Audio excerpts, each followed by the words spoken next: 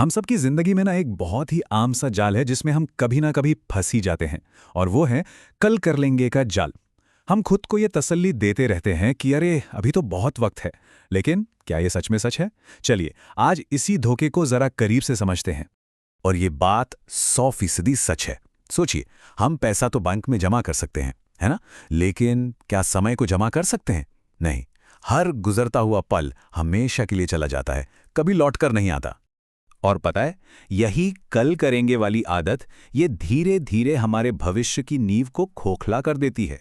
कभी social media पर घंटों स्क्रॉल करते हुए, तो कभी छोटे मोटे कामों में हम अपना सबसे कीमती खजाना यानी हमारा समय बिना सोचे समझे लुटा देते हैं।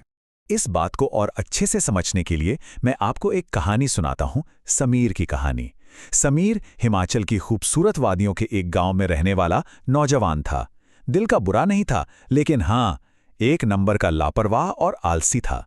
एक तरफ जहां उसके दोस्त जी तोड़ मेहनत करके अपनी जिंदगी बना रहे थे, वहीं दूसरी तरफ समीर पेड़ों की छांव में आराम करते हुए कहता, अरे अभी तो पूरी उम्र पड़ी है, कल से काम शुरू करूंगा।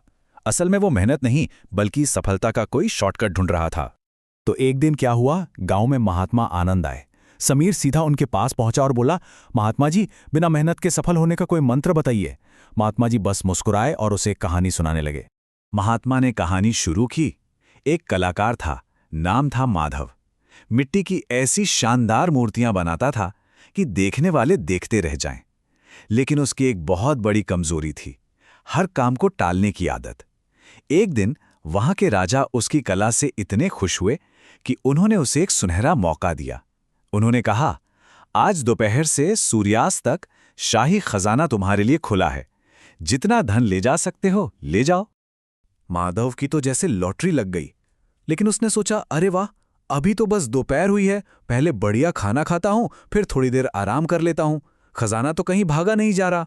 उसका ये सोचना सुनने में तो ठीक लगा, पर यही उसकी सबसे बड़ी गलती साबित होने वाली थी। और बस यहीं से समय ने उसके हाथ से फिसलना शुरू कर दिया। चलिए देखते हैं उसकी इस देरी का अंजाम आखिर हुआ क्या।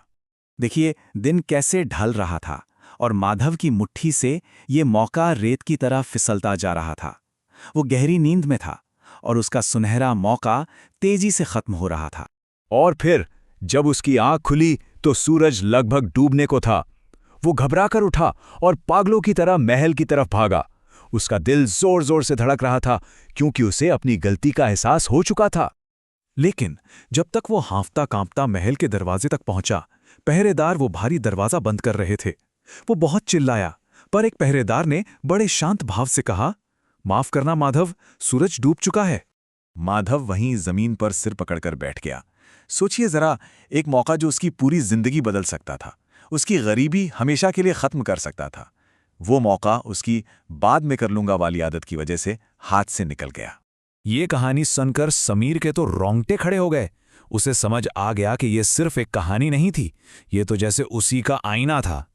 उसे एकदम से एहसास हुआ कि ये माधव कोई और नहीं बल्कि वो खुद है, और वो शाही खजाना, वो थे उसकी जिंदगी में आने वाले मौके, जिन्हें वो रोज कल पर टालकर गंवा रहा था। कहते हैं, उस दिन के बाद से समीर ने अपनी पूरी दिनचर्या बदल दी और आगे चलकर एक सफल इंसान बना।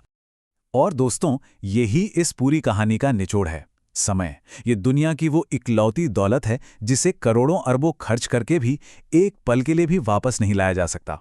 एक पल की कीमत क्या होती है?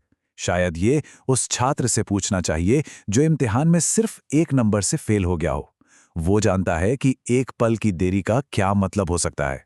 या फिर उस खिलाड़ी से पूछिए जो ओलंपिक में बस कुछ मिली सेकंड्स की वजह से गोल्ड मेडल से चूक गया। ये छोटे छोटे पल ही तो हैं जो बड़े बड़े नतीजे तय करते हैं। तो बात साफ है, चेतावनी एक ही है, वक्त को बर्बाद मत कीजिए, वरना एक दिन वक्त हमें बर्बाद कर देगा। अपने सपनों के लिए, अपने कामों के लिए आज ही उठना होगा, क्योंकि कल, सच तो यह है कि कल कभी नहीं आता। तो अब सवाल हम सब के लिए है। जिंदगी का ये शाही खजाना हम सब के लिए खुला है और सूरज हर पल ढल रहा है। सवाल यह है कि आज हम इस खजाने से क्या हासिल करेंगे।